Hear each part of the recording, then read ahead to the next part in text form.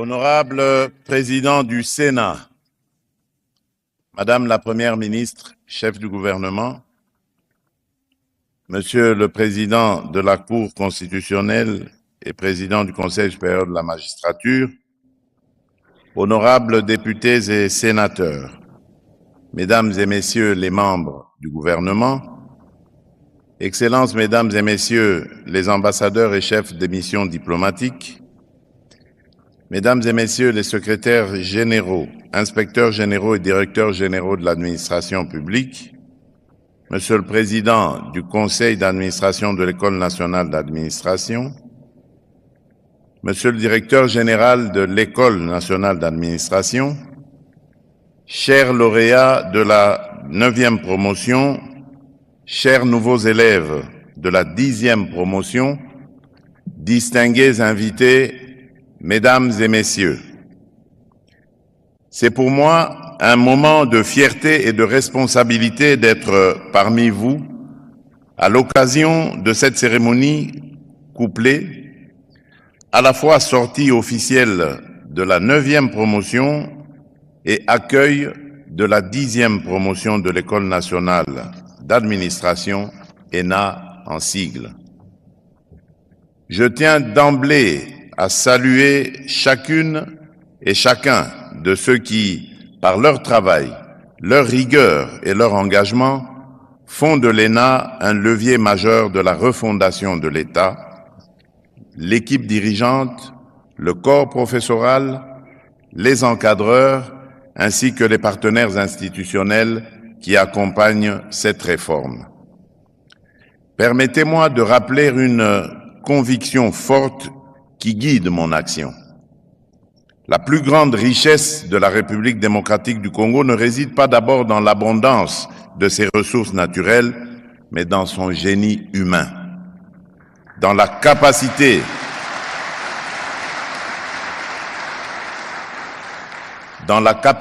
de ses filles et de ses fils à comprendre les défis de leur époque et à s'élever par le travail et l'éthique à la hauteur de la nation.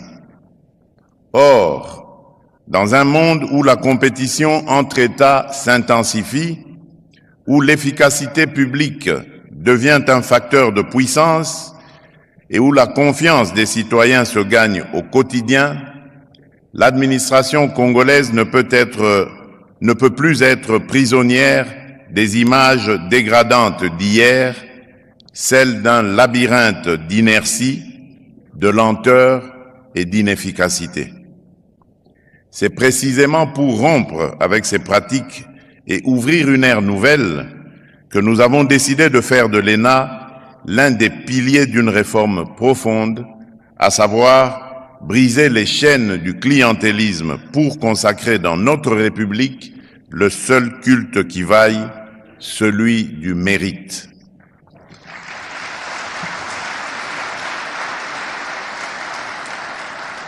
Mesdames et Messieurs, chaque fois que je préside une cérémonie comme celle-ci, j'ai une pensée particulière pour celles et ceux qui incarnent, souvent dans le silence, la continuité de l'État et la dignité de notre souveraineté.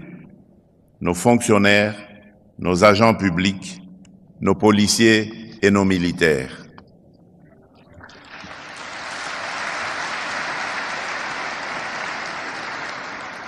Aujourd'hui encore, alors que notre pays fait face à une agression vile, barbare et prédatrice à l'Est, beaucoup restent debout sous le feu, refusant de céder un seul pouce de notre territoire.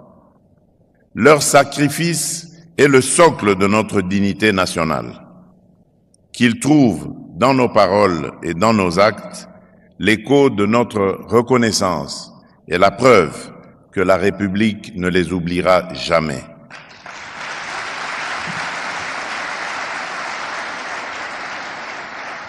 C'est aussi pour honorer cet engagement au service de la nation que nous devons bâtir une administration compétente, loyale, disciplinée, efficace, juste Une administration qui protège, qui régule, qui facilite, qui planifie et qui rend des comptes. Chers lauréats, chers nouveaux élèves, le programme de rajeunissement compétitif et qualitatif de notre appareil administratif, auquel l'ENA prend une part décisive, doit demeurer une voie centrale afin de pourvoir aux emplois vacants dans l'administration publique. Il garantit à la République des agents compétents, attachés à l'intérêt général, ne relevant d'aucune obédience, mais seulement de leur mérite, de leur vocation et de leur serment de servir. Des jeunes compétents et conscients des enjeux de notre temps, il y en a dans ce pays. Ils existent dans toutes nos provinces, dans toutes nos villes, dans tous nos territoires. Ils n'attendent qu'une chose, que la nation leur tende la main dans la justice et l'égalité des chances, afin que leurs talents deviennent une force publique. C'est cela l'esprit de l'ENA. Ouvrir la porte de l'État à toutes les filles et tous les fils de la République démocratique du Congo, sans aucune barrière, sans autre barrière que le travail, la discipline et le mérite. L'État, en tant que personne morale, a besoin d'hommes et de femmes de qualité pour un fonctionnement optimal. Un État fort ne se décrète pas. Il se construit d'abord par la qualité de ses ressources humaines, par une chaîne de commandement claire, par des procédures simples, par une culture du résultat et par une éthique rigoureuse. C'est pourquoi je salue les efforts engagés par le gouvernement dans la refondation de la fonction publique, l'amélioration des outils de gestion des effectifs, la modernisation administrative, la moralisation de la vie publique et l'affirmation progressive de la méritocratie contre les habitudes de politisation et de clientélisme. Mais je veux aussi fixer un cap plus ambitieux. D'abord, l'ENA doit se déployer. Elle doit se territorialiser afin que la réforme irrigue nos provinces et nos entités territoriales décentralisées, là où se joue au quotidien l'accès du citoyen aux services publics. Ensuite, l'excellence doit disposer d'un lieu à sa mesure, le projet du campus de l'ENA.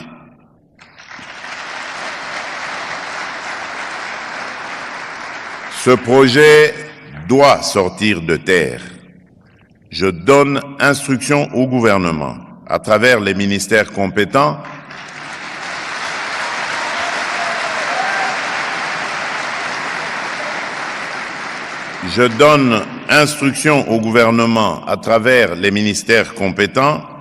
de me soumettre une proposition concrète dans des délais rapprochés afin que ce projet ne demeure pas une intention, mais devienne une réalité visible, utile et durable.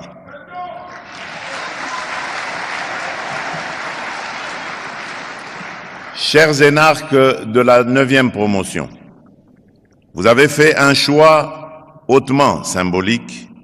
Vous avez placé votre promotion sous le nom du général Mamadou Ndala. Ce nom n'est pas un simple emblème, c'est un héritage, bien plus une responsabilité. Porter ce nom, c'est de vous obliger à la hauteur d'intégrité, hauteur de discipline, hauteur de courage. Si le général Mamadou Ndala est tombé sur le champ de bataille pour la défense de l'intégrité territoriale, votre champ de bataille à vous sera celui de l'administration publique. Vous devrez combattre la corruption, l'inefficacité, l'arbitraire et le mépris de l'usager. Je répète, vous devrez combattre la corruption, l'inefficacité, l'arbitraire et le mépris de l'usager. Souvenez-vous toujours, l'État n'est pas une mangeoire. L'État est un sanctuaire et vous en êtes désormais en toute conscience les gardiens. L'État a investi en vous. En retour, vous lui devez compétence, intégrité, patriotisme. J'ai instruit le gouvernement de veiller à votre intégration rapide et optimale dans les services publics afin que votre formation ne soit pas un diplôme de plus, mais un outil immédiatement mobilisé au service des Congolaises et des Congolais.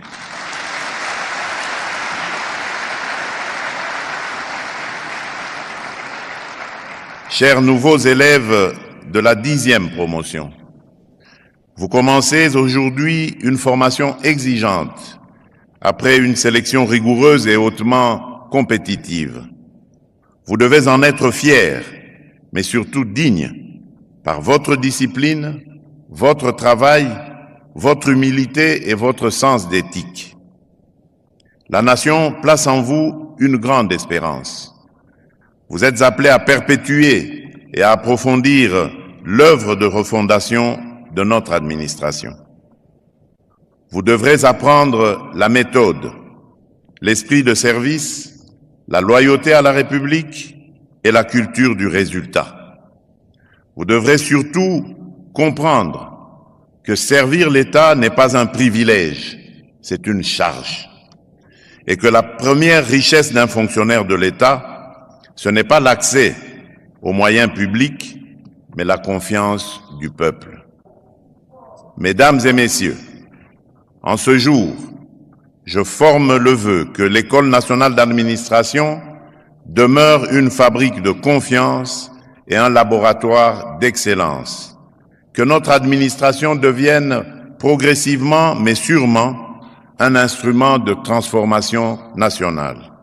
Et que chaque citoyen, de Kinshasa à Kasumbalesa, de Goma à Zongo, sente concrètement que l'État est à son service.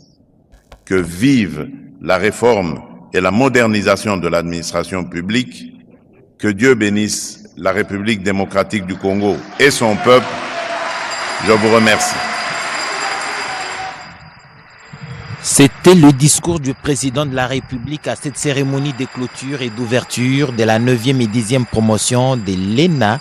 Un discours qui montre l'engagement du président de la République dans cette volonté arrivons à la fin de voir une administration. Et il est prévu un cocktail pour toute l'assistance dans le parking et les VIP au restaurant.